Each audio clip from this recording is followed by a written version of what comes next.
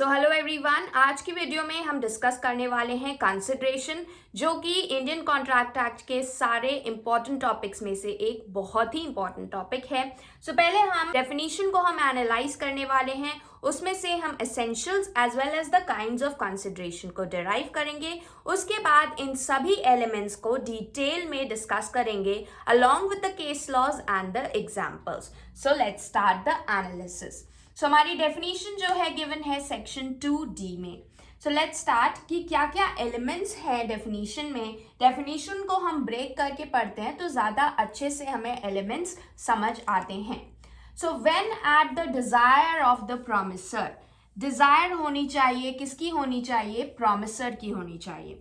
The promisee और any other person, तो ये रिलेटेड है हमारा प्रिविटी ऑफ कंसिडरेशन से, जिसको अभी हम आगे डिटेल में डिस्कस करने वाले हैं that what is privity of consideration. Promisor की डिजायर पर प्रोमिसी या फिर कोई और पर्सन हैज डन और एब्सटेन्ड फ्रॉम डूइंग, ये बेसिकली हमें पास्ट कंसिडरेशन के बारे में बता रहा है। डज और एब्सटेन्स फ्रॉम डूइंग, कोई चीज कर रहा है या करने से मना कर रहा है, ये प्रेजेंट कंसिडरेशन के बारे में बता रहा है। और promises to do और to abstain from doing हमें future consideration के बारे में बता रहा है। something यानी consideration की कुछ value होनी चाहिए in the eyes of law. Such act or abstinence or promise is called consideration. So such act का मतलब क्या हो गया? To do something. And abstinence का मतलब हो गया to not do something या फिर abstain from doing something. Promise होता है आपका कमिटिंग टू परफॉर्म और not perform a certain act. ये बेसिकली कहलाता है कंसिडरेशन। तो जब प्रॉमिसर की डिजायर पर प्रॉमिसी या एनी अदर पर्सन कुछ करता है, कुछ कर चुका होता है या फिर कुछ करने का प्रॉमिस करता है, कोई एक्ट या एब्स्टिनेंस करता है, तो उसे बेसिकली हम कंसिडरेशन कहते हैं। So now let's see the example. A promises to pay B rupees 500 if B delivers a piece of artwork to A. A यहाँ कौन है? प्रॉमिसर है और B कौन है? प्रॉमिसी है, राइट क्योंकि A ने B से प्रॉमिस किया है कि उसको 500 रुपीज देगा। कब देगा? If B delivers a piece of artwork. ये delivery of a piece of art work, ये क्या हो गया? एक एक्ट हो गया। Basically when at the desire of the promiser, promisee और any other person, यहाँ पे B जो है promisee, वो एक एक्ट करने जा रहा है। तो ये एक्ट उसके प्रॉमिस के लिए, ये जो एक्ट है B का, A के प्रॉमिस ऑफ पेइंग रुपीज 500 के लिए क्या बन गया? कंसिडरेशन बन गया। अब हम इन सभी एलिमेंट्स को डिटेल में डिस्कस करेंगे along with the case laws. अब हम देखते हैं meaning and some important quotes, जो कि आप अपने आंसर में लिखेंगे तो आपको ज्यादा मार्क्स मिलेंगे। First is by Pollock. Pollock says consideration is the price for which promise is bought. Promise को जिस प्राइस पे खरीदते हैं वो बेसिकली कंसिडरेशन है according to Pollock. Then it is based on the concept of bargain for exchange, यानी इसमें quid pro quo का एलिमेंट होता है। क्विड प्रो क्वो का मतलब होता है something in exchange of something.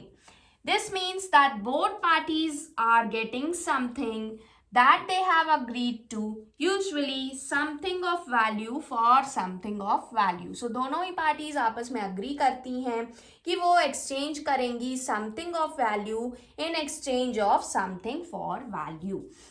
Then Lord Denning कहते हैं that consideration is the cardinal necessity of the formation of contract. बिना कंसिडरेशन के कॉन्ट्रैक्ट जो है अनएनफोर्सेबल है, वॉइड है।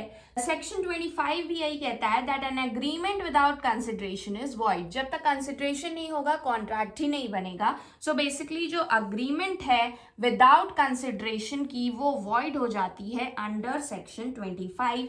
इसीलिए लॉर्ड डेनिंग ने कहा दैट कार्डिनल नेसेसिटी है consideration in the formation of contract. अब नीड क्या होती है कंसिडरेशन की, क्यों इसे हमने लाया है कॉन्ट्रैक्ट के कॉन्सेप्ट में? Basically consideration levies burden on the parties to fulfil the terms of the contract. So जब तक दोनों पार्टीज पे बर्डन नहीं होगा अपनी अपनी ऑब्लिगेशंस फुलफिल करने के लिए, उनके पास कोई कंसिडरेशन नहीं होगा, तब तक वो कॉन्ट्रैक्ट को परफॉर्म नहीं करेंगी। जैसा कि पिछले एग्जाम्पल में हमने देखा था, उसी को अगर हम एक्सटेंड करते हैं, सो बेसिकली अगर A gives ₹500 to B, A promise करता है कि बी को ₹500 देगा विदाउट बी डूइंग और एब्स्टेनिंग फ्रॉम डूइंग एनीथिंग, तो ये क्या हो जाएगा, यहाँ पर क्योंकि कंसिडरेशन नहीं है तो ये प्रॉमिस फिर अनएनफोर्सेबल बन जाएगा। सो बिना कंसिडरेशन के कोई भी प्रॉमिस जो है अनएनफोर्सेबल रह जाता है, उसको लॉ रिकग्नाइज नहीं करता है। इसलिए हर कॉन्ट्रैक्ट में कंसिडरेशन बहुत ज़्यादा ज़रूरी है। There must be something in exchange of something, और वो जो समथिंग है उसकी कोई ना कोई वैल्यू होनी चाहिए इन द आइज ऑफ लॉ, जो हम आगे डिस्कस करेंगे। सो फर्स्ट एसेंशियल है eight the desire of the promiser. Consideration तभी माना जाता है जब प्रॉमिसर की डिजायर पर प्रॉमिसी या फिर कोई और पर्सन कोई एक्ट या एब्स्टिनेंस करता है। So if the act is done voluntarily, तब उसे कंसिडरेशन नहीं माना जाएगा। It is no consideration in the eyes of law because it must be done at the desire of the promisor only. अब इससे रिलेटेड जो भी एक्सेप्शंस हैं वो नेक्स्ट वीडियो में हम देखेंगे in the part 2 of this video. Okay, so यहाँ पर हम केस देख लेते हैं दुर्गा प्रसाद वर्सेस बलदेव का। ओके, तो इस केस में बेसिकली क्या होता है, एक प्लेंटिफ होता है, डिफेंडेंट होता है एंड यहाँ पर एक कलेक्टर होता है, 3 पार्टीज होती हैं। सो प्लेंटिफ क्या करता है, ही constructed a shopping complex eight the desire of the collector. Collector की डिजायर पर प्लेंटिफ ने एक शॉपिंग मॉल जो है वो कंस्ट्रक्ट किया। अब एक डी होता है डिफेंडेंट, जो कि ऑक्यूपाई करता है certain shops at the complex. इस शॉपिंग कॉम्प्लेक्स पे डिफेंडेंट ने कुछ शॉप्स ऑक्यूपाई करी और प्रॉमिस किया पी को that he will pay certain commission on the articles sold. So जो भी आर्टिकल्स वो सेल करेगा उसमें थोड़ा बहुत वो कमीशन पी को देगा। बट लेटर ऑन ये जो डी है ये इसको कमीशन नहीं देता है। सो बेसिकली पी चला जाता है इसको स्यू करने। सो कोर्ट ने क्या ऑब्जर्व किया that since the market was constructed on the desire of the collector, collector की डिजायर पर जो मार्केट है वो कंस्ट्रक्ट किया गया था and not on the desire of the defendant, defendant की डिजायर पे नहीं किया गया था, it can not be said to be a valid consideration. So ये जो डिफेंडेंट ने प्रॉमिस किया प्लेंटिफ को, इस प्रॉमिस के बदले में इन दोनों के बीच कोई भी कंसिडरेशन नहीं था, इसलिए ये प्रॉमिस अनएनफोर्सेबल हो जाता है because there is no valid consideration. So जब तक कंसिडरेशन नहीं होगा तब तक प्रॉमिस जो है कॉन्ट्रैक्ट ही नहीं बन पाएगा, इसलिए no contract, hence it was not enforceable. Second essential था प्रॉमिसी और any other person. So Indian law और इंग्लिश लॉ में कुछ डिफरेंस है इस विषय पर। सो इंडियन लॉ में it is immaterial as to who furnishes the consideration. Indian law के अंदर या तो प्रॉमिसी या फिर एनी अदर पर्सन कंसिडरेशन को फर्निश कर सकता है। ये इमटेरियल है कि कौन फर्निश कर रहा है कंसिडरेशन को। बट इंग्लिश लॉ में प्रिविटी ऑफ कंसिडरेशन की डॉक्ट्रीन एप्लीकेबल है। इसका मतलब कि consideration must move from the promisee only या फिर from the parties to the contract only. उन्हीं की तरफ से कंसिडरेशन पार्टीज की तरफ से ही आना चाहिए, कोई थर्ड पर्सन या एनी अदर पर्सन इन्वॉल्व नहीं होना चाहिए। इसी को हम कहते हैं प्रिविटी ऑफ कंसिडरेशन, जो कि इंडिया में एप्लीकेबल नहीं है। सो एक बहुत ही फेमस कोट है जो बोला जाता है that stranger to consideration can sue but stranger to contract can not sue. So India में हम प्रिविटी ऑफ कॉन्ट्रैक्ट को मानते हैं but not privity of consideration को, इसलिए stranger to consideration can sue but stranger to contract can not sue. अब हम एक केस देख लेते हैं, चेन्नैया वर्सेस रमैया। तो इसमें ए होता है बी और बी के अंकल होते हैं। सो बेसिकली ए प्रॉमिस करता है बी को that he will pay sum of money to be provided कि बी के अंकल ए को कुछ लैंड ट्रांसफर कर दें। सो बी के अंकल ने ए को लैंड ट्रांसफर कर दिया। ए ने कुछ समय तक तो बी को सम ऑफ मनी पे किया बट उसके बाद he stopped paying B sum of money. तो फिर ए को स्यू किया गया। तो ए ने यही आर्ग्यूमेंट लिया कोर्ट में दैट सिंस ए और बी के बीच में कोई भी कंसिडरेशन नहीं है, और तो ये जो कॉन्ट्रैक्ट है ए और बी के बीच में कि ए बी को सम ऑफ मनी देगा, ये कॉन्ट्रैक्ट हुआ ही नहीं, एनफोर्सेबल हुआ ही नहीं, because there is no consideration. तो कोर्ट ने क्या हेल्ड किया, court observe that as promise to B was enforceable. Court ने बोला ए का बी को प्रॉमिस जो है पे करने का ये एनफोर्सेबल है। क्यों एनफोर्सेबल है? इवन दो द कंसिडरेशन जो है इस कॉन्ट्रैक्ट का, जो कि है land transfer, was furnished by a third party which is B's uncle. So इन दोनों के बीच का जो कॉन्ट्रैक्ट है प्रॉमिसर और प्रॉमिसी का, इनके बीच का कंसिडरेशन हमारे पास कहाँ से आ रहा है? एनी अदर पर्सन के पास से आ रहा है, जो कि है लैंड ट्रांसफर। तो इंडिया में प्रिविटी ऑफ कंसिडरेशन वैलिड नहीं है, एप्लीकेबल नहीं है, इसलिए consideration can flow from any other third party also even though he is a stranger to contract. इसलिए जो ये प्रॉमिस है ये एनफोर्सेबल माना जाएगा, क्योंकि ए जो प्रॉमिस कर रहा है बी को सम ऑफ मनी पे करने का, उसका कंसिडरेशन बी के अंकल ने उसे दे दिया है, which is the transfer of land. Hence, this promise was enforceable and this is a valid consideration. अब हम देखते हैं past consideration, जो कि consideration का पहला kind of consideration है। So हमने definition में देखा था that when at the desire of the promisor, promisee or any other person has done or abstained from doing something. So ये has done और abstained from doing something से ही past consideration हमारा derive होता है। Past consideration means consideration was given earlier, promise was made later on. So मतलब consideration precedes the promise in past consideration. Consideration पहले हो गया, promise बाद में हुआ। Okay? So this is what is past consideration, मतलब पहले हो चुका है consideration. So example देखते हैं, A lost his purse and requests B to find the purse. So A ने अपना पर्स खो दिया और B को रिक्वेस्ट किया कि B उसका पर्स फाइंड कर दे, ढूंढ दे। B finds the purse and after that A promises to pay. So B ने फाइंड कर दिया पर्स। ये फाइंडिंग द पर्स क्या है? ये हमारा कंसिडरेशन है। और आफ्टर दैट ए ने प्रॉमिस किया टू पे ₹1000 टू बी, तो ये हमारा आ गया प्रॉमिस। तो पहले क्या आया? कंसिडरेशन आया, उसके बाद प्रॉमिस आया, हेंस ये क्या हो गया हमारा? Past consideration. So promise to pay ₹1000 was made for an act which was done before promise existed, hence this is past consideration. अब इंग्लिश लॉ में डिफरेंस है। सो इंग्लिश लॉ में जो जनरल रूल है वो तो यही कहता है that past consideration is no consideration. Past consideration को कंसिडरेशन माना ही नहीं जाता है इंग्लिश लॉ में। लेकिन इस जनरल रूल का एक एक्सेप्शन है।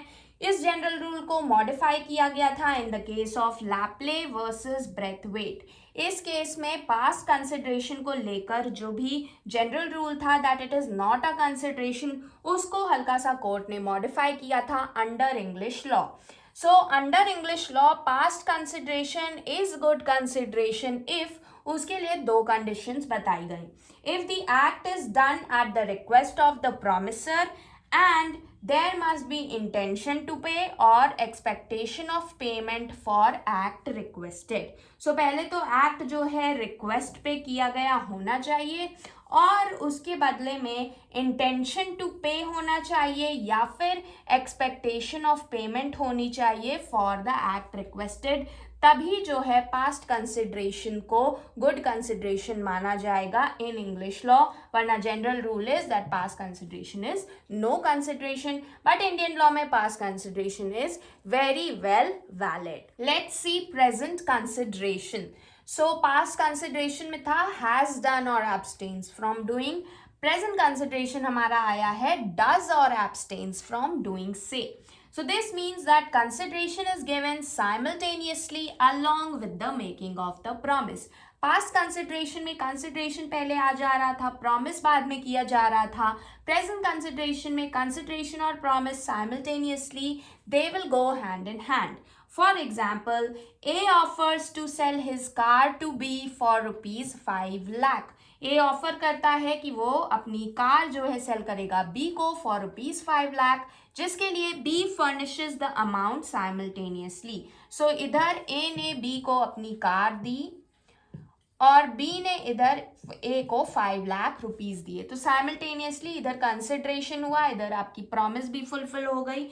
Hence it is also called executed consideration. इसे हम एग्जीक्यूटेड कंसिडरेशन के नाम से भी जानते हैं। Why? Because the party who furnishes the consideration is discharged from the liability. So जो पार्टी अपना कंसिडरेशन दे रही है वो अपनी लाइबिलिटी से डिस्चार्ज हो गई, इसलिए कंसिडरेशन एग्जीक्यूट हो गया। That is why known as executed consideration और प्रेजेंट कंसिडरेशन। नेक्स्ट आता है फ्यूचर कंसिडरेशन, जो हमारी डेफिनेशन में पार्ट गिवन था, प्रोमिसेस टू डू और एब्सटेन फ्रॉम डूइंग समथिंग, वो डिनोट कर रहा था फ्यूचर कंसिडरेशन को। So basically it is a promise to give consideration at a future date. So इसमें हम कंसिडरेशन कब देते हैं? फ्यूचर में देते हैं, इसलिए liability is outstanding on both the parties. जो लाइबिलिटी है वो दोनों पार्टीज पे आउटस्टैंडिंग रहती है, and that is why it is known as executory consideration. Present consideration में साइमल्टेनियसली प्रॉमिस और कंसिडरेशन दोनों परफॉर्म हो जा रहा था, इसलिए वो एग्जीक्यूट हो जा रहा था। That is why it was known as executed. यहाँ पर इसे एग्जीक्यूटरी बोलेंगे क्योंकि अभी लाइबिलिटी आउटस्टैंडिंग है दोनों पार्टीज पर। For example, A agrees to sell certain goods at a certain price and B agrees to purchase them. A agree करता है that वो certain goods sell करेगा certain price पे B को, और B जो है agree कर लेता है purchase करने के लिए। The delivery of the goods and the payment is to be made after 1 month. तो delivery of the goods भी और payment भी दोनों चीजें कब होने वाली हैं? 1 month later होने वाली हैं।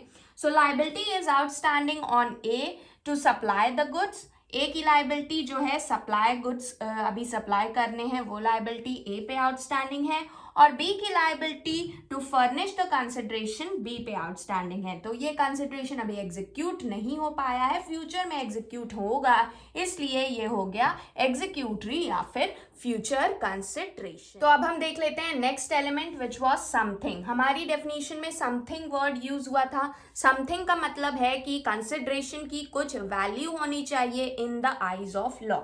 So consideration must have some value in the eyes of law. इसका क्या मतलब है that must have some value? इसको क्यूरी वर्सेस मीसा के केस में ऑब्जर्व किया गया था that consideration is said to be a valuable consideration if some right, interest, profit or benefit is accruing to one party. किसी एक पार्टी को कोई right, interest, profit या benefit मिला हो, and detriment, loss or responsibility is given, suffered or undertaken by the other. तो basically एक party को किसी तरह का प्रॉफिट या बेनिफिट होना चाहिए और दूसरी पार्टी को किसी तरह का डेट्रीमेंट या लॉस होना चाहिए, तो उसे हम बेसिकली कहते हैं वैल्यूएबल कंसिडरेशन। उसी को कहते हैं that consideration is having some value in the eyes of law. अब इसी का एक सब टॉपिक है एडिक्वेसी ऑफ कंसिडरेशन, जो कि एक्सप्लेनेशन 2 टू सेक्शन 25 में बताया गया है। So agreement to which consent of the promisor is freely given is not void because consideration is inadequate. अगर consideration inadequate है तो जरूरी नहीं है कि आपका agreement void हो जाएगा, क्योंकि inadequacy से फर्क नहीं पड़ता तब तक जब तक promisor की consent जो है वो freely दी गई थी। However, when the consideration is inadequate, court will consider the consent was free or not. लेकिन जब जो कंसिडरेशन है वो बहुत ज़्यादा इनएडिक्वेट होती है तो कोर्ट फिर कंसेंट को चेक करती है कि क्या वो फ्री कंसेंट से दिया गया है या फिर नहीं। For example, A sells his house worth ₹20 lakh to be for ₹1 lakh. अब ए जो है सेल करता है हाउस जिसकी प्राइस बेसिकली 20 लाख है, बट वो बी को सिर्फ 1 लाख में बेच रहा है। तो यहाँ पर जो कंसिडरेशन है ऑल्दो वो ग्रॉसली इनएडिक्वेट है, लेकिन इस वजह से ये अग्रीमेंट वॉइड नहीं होगा क्योंकि ए का जो कंसेंट है कि वो अपने घर को 1 लाख में बेचेगा वो फ्रीली गिवन था, उसमें किसी भी तरह का विशिएटिंग फैक्टर यानी कि फ्रॉड, कोएर्जन, अनड्यू इन्फ्लुएंस ये सब एक्सरसाइज नहीं किया था। इस वजह से ये जो अग्रीमेंट है ये वैलिड हो जाएगा। हाउएवर अगर इसने कंसेंट फ्रीली नहीं दिया होगा तो फिर इसको आप वॉइड करवा सकते हैं on the grounds of vitiating factors. तो ये है हमारा that consideration must have some value in the eyes of law, although it is not important that whether it was adequate or inadequate। अब हम लास्ट के 2 और एसेंशियल्स देख लेते हैं कंसिडरेशन के। So consideration must be legal. Obviously जब हम लॉ की बात कर रहे हैं तो हर चीज यहाँ पर लीगली होगी, कोई भी इलीगल चीज लॉ रिकग्नाइज नहीं करेगा। सो व्हेन कंसिडरेशन और object of agreement is unlawful, the agreement is void and unenforceable. जब भी कंसिडरेशन या फिर ऑब्जेक्ट जो है अग्रीमेंट का अनलॉफुल होगा तो अग्रीमेंट वॉइड हो जाएगा according to section 23। Legality of consideration को हम और डिटेल में डिस्कस करेंगे in part 2 of this video, and also we will see the exceptions to consideration in the part 2 which is a very important topic. तो example देख लेते हैं। A asks B to beat C for ₹5,000। तो ए ने बोला B को that वो सी को बीट करे फॉर ₹5,000। तो यहाँ पर क्योंकि ये कंसिडरेशन एक इलीगल काम के लिए दिया जा रहा है, इसलिए ये जो अग्रीमेंट है ये वॉइड हो जाएगा and this consideration is also illegal. Now consideration must be real and not illusory. Consideration real होना चाहिए, इल्यूजरी नहीं होना चाहिए। ये कुछ 3 चीजें हैं जिन्हें रिकग्नाइज करी गई हैं as real consideration in the eyes of law. ये आपके एमसीक्यूज में बेसिकली पूछ ली जाती हैं। So the first one is promise to give time to debtor. ये बेसिकली एक कंसिडरेशन माना जाता है। Promise not to sue for a reasonable time, ये भी कंसिडरेशन माना जाएगा। और compromise of a disputed claim made bonafidely is also a valuable consideration for promise. तो ये कुछ हमारे रियल एंड वैल्यूएबल कंसिडरेशन है इन द आईज ऑफ लॉ। तो आज की वीडियो में बस इतना ही। आई होप कि आपको ये वीडियो अच्छी लगी होगी।